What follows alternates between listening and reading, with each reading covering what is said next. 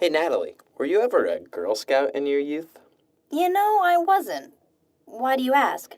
See, I was a Boy Scout. You would have been. And we had to sell this popcorn door to door, like how the Girl Scouts sell cookies. But those cookies are amazing, and the popcorn sucked. And your point is? I'm just reading here about products and how before a marketing firm can start working on a marketing mix, promotion, distribution, and all that, they've got to have a product to sell.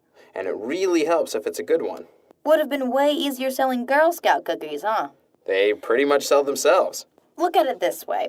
At least you didn't have to sell people on not littering. I worked one summer for this non-profit and I'm talking about products, Natalie, not environmental campaigns. Hey, not littering is a product. It's an idea. Ideas can be products too. Look here. A product is anything favorable or unfavorable that a person receives in an exchange. Oh. Well, most people think of products as tangible goods. But a product can also be a service or an idea. Like, say, keeping the environment clean. Some basic marketing principles apply to any kind of product, tangible or conceptual. So let's talk products. Remember what we learned in Chapter 6? There are two basic types of products. Business products. Something to facilitate the manufacturing of other goods and services, or something to resell to a customer. And consumer products. Stuff for the customer. Remember, some stuff can go either way. We already went over the different types of business products. Consumer products also have their own breakdown. It's all based on how easy or difficult a product is to shop for, right? Uh-huh. You've got your convenience products, your shopping products, your specialty products, and your unsought products. Ooh, unsought products. Sounds mysterious. Like an archaic bust of an ancient Mayan god made of pure gold and locked in a temple deep in the Amazon. That's the fifth category. Unobtainable products. They don't get much marketing attention. Convenience products, on the other hand, that's the kind of stuff you just go out and buy at the gas station or mini-mart. No planning involved. No daring escapes or hijacked boats? Nope. Just 50 cents and a yearning for some Pop Rocks. So what's the marketing scheme with convenience products? Name recognition, like Coke, and super wide distribution. Where can't you pick up a pack of Dentine Ice, right? So shopping products must be one step up, right? Shopping products really run the gamut. Anything from clothes to television to universities. Universities? Shopping products are the kind of things consumers literally have to shop for. Comparing prices, practicality, style, lifestyle compatibility, so yeah, universities count. A university would be a heterogeneous shopping product. Something that varies. Right. Each one in the group is different. Harvard versus University of Iowa versus Caltech. Pretty different. Clothes and furniture fall into the heterogeneous category. So would MP3 players nowadays. Look at the way Apple has turned the iPod into a barometer of lifestyle rather than just a simple electronic device. I dig my iPod. You don't say. But you understand the concept of heterogeneous shopping products, right? Sure, but as opposed to what? Homogeneous.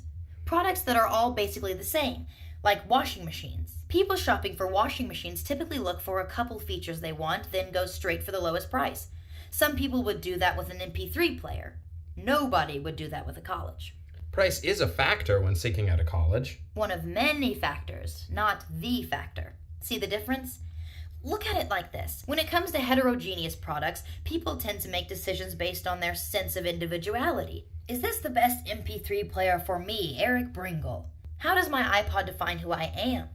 Seems like a ridiculous way to go about buying a clock radio, but a totally natural way to shop for MP3 players. Not if you've got one of those crazy Mickey Mouse clock radios with the... Never mind, I'm just being... Now, if you're talking about a Bose Wave clock radio, then maybe you've got a specialty product on your hands. So specialty products are just high-end? More or less. Rolls-Royce automobiles, Omega watches, dinner at Ruth's Chris Steakhouse, box seats at Mavs game. The type of things for which there are no substitutes.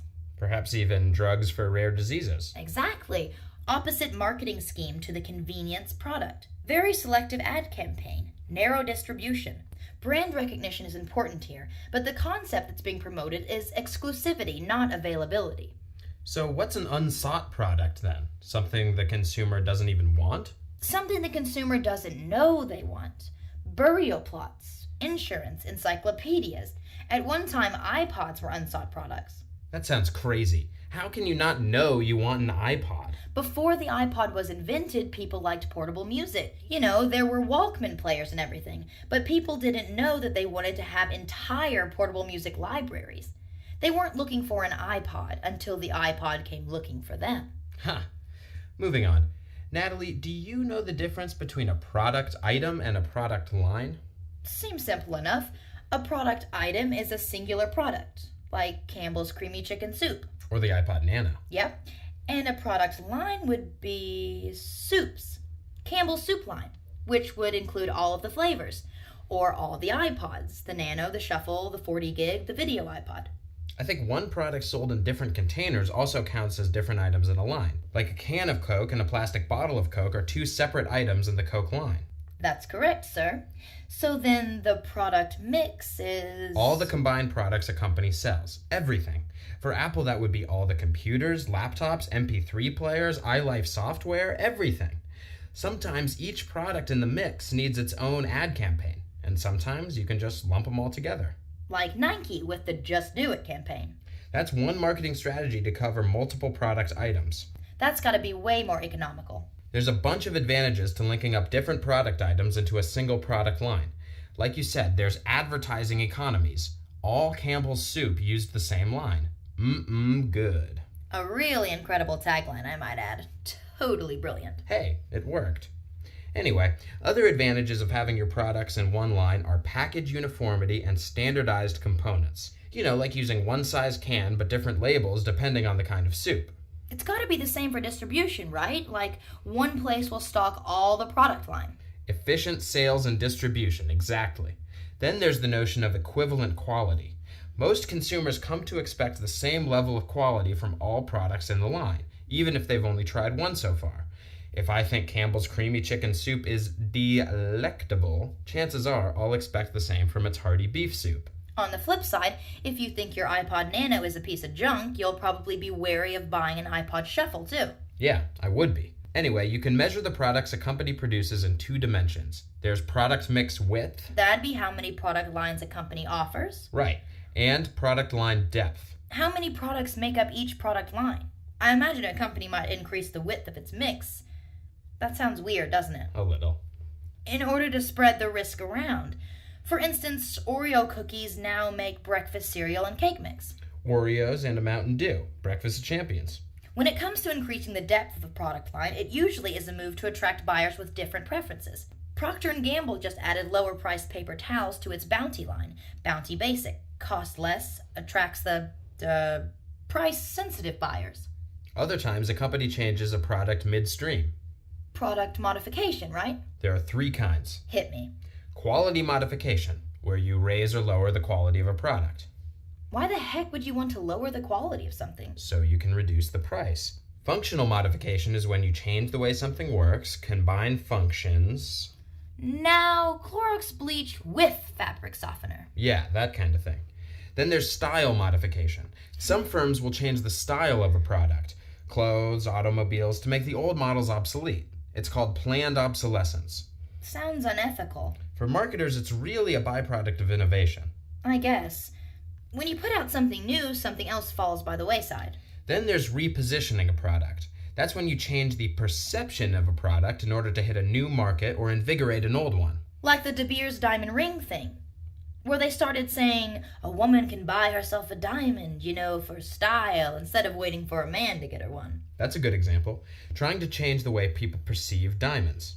What used to be a sign of love and commitment is now a style thing. Yes, well, let's talk about product line extensions and contractions. When experiencing product line contractions, I find it helpful to practice deep breathing like this.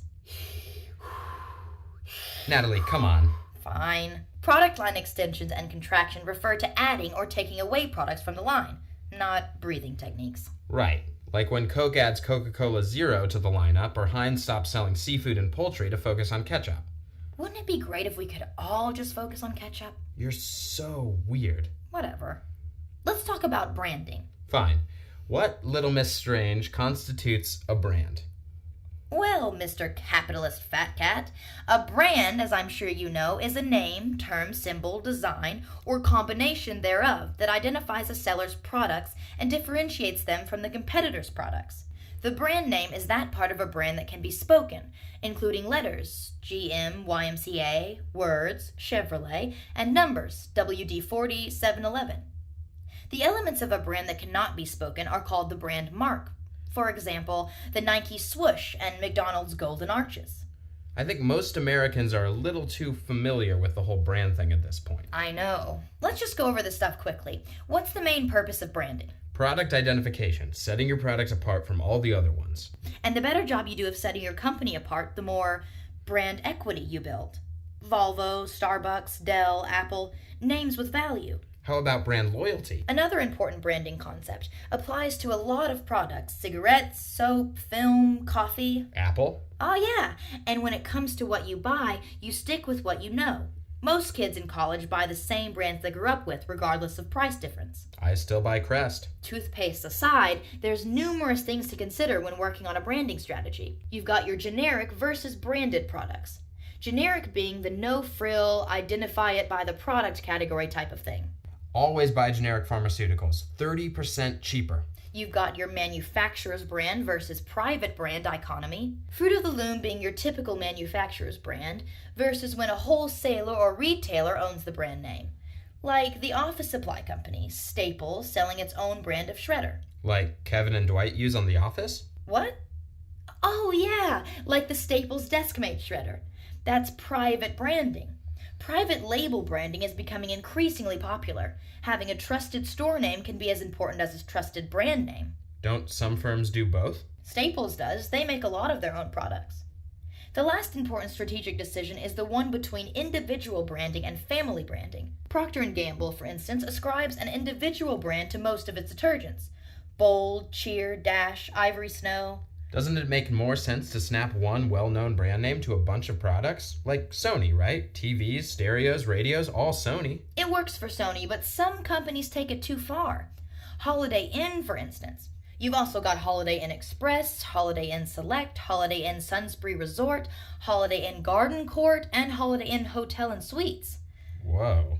And the difference is... Who knows? Family branding run amok. Sometimes two firms will team up and do something called co-branding. Two brands, one product? Not necessarily. Co-branding takes different forms. There's ingredient branding, like when you draw attention to a certain ingredient in your product. Dell computers with Intel processors, right? There's cooperative branding, when two firms link up and advertise equally. Like Starbucks with T-Mobile hotspots. Right, branding for both Starbucks and T-Mobile at once. The third kind, complementary branding, when use of one brand might suggest use of another. This is big in the liquor industry. Jack and Coke instead of Jack and Cola. A 7 and 7, Seagram's brand whiskey suggesting the use of 7-Up brand mixer. That's what that is? Okay. But what about trademarks? That's the exclusive right to use a brand or part of a brand. A service mark is the same thing, but for services like T-Mobile. How long does a trademark last? 10 years, typically. Really, as long as a company continues to use the trademark. Now let's move on. To packaging. What is there to know about packaging? Packaging protects goods during shipping. Sure. That's one important function of packaging. The other two are the promotion of a product and the facilitation of its storage and use. As far as packaging containing and protecting a product, that seems obvious. Right. Milk has to stay cold. Antibiotics have to stay out of the light. Sure.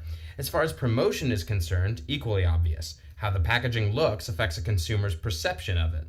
Say again? Fancy cookies come in packages that look a lot different than Chips Ahoy.